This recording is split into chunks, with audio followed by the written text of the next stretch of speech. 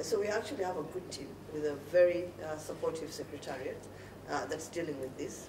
The team has the responsibility of reporting to the Council of Ministers on every step that it takes, and we have been fully informed of all the steps that it has taken so far.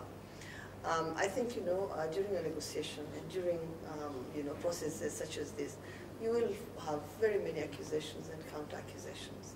And I think that the lesson that one must always draw is to avoid the sideshows and never to deviate from the roadmap that was agreed by the summit itself.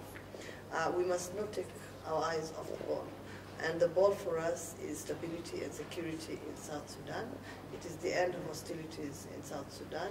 It's the beginning of a proper political process of negotiations among the parties. And we're actually quite hopeful that we have done well, and we are hopeful that we will continue to do well. We are looking for the signing of the cessations of hostilities agreement. I think the language has been agreed by both parties. Dr. Riek Machar appointed a delegation, and that delegation is in Addis, and it has been negotiating. 6, call on all humanitarian actors to provide all necessary assistance to all civilians, and urged the government of South Sudan and all armed groups to open humanitarian corridors and robustly ensure protection of civilian population. 7, commended the expressed commitment of both sides to engage in negotiations on a cessation of hostilities dialogue.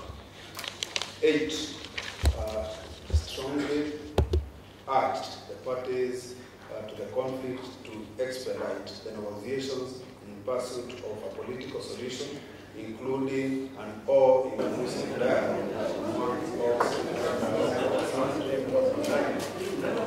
commended the UN Security Council 2132 of 2013, which it notes as a prudent and timely move to complement ongoing political efforts in alleviating the deteriorating security and humanitarian situation in the country.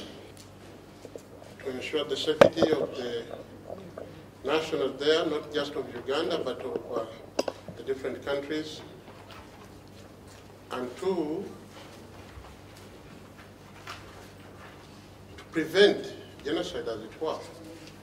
It has not been a unilateral decision. We have been asked to, not just by the region, but by the UN Secretary General, to intervene and protect civilians and prevent a situation like the one that occurred in Rwanda, a genocide. I think that's what I can say for the time being.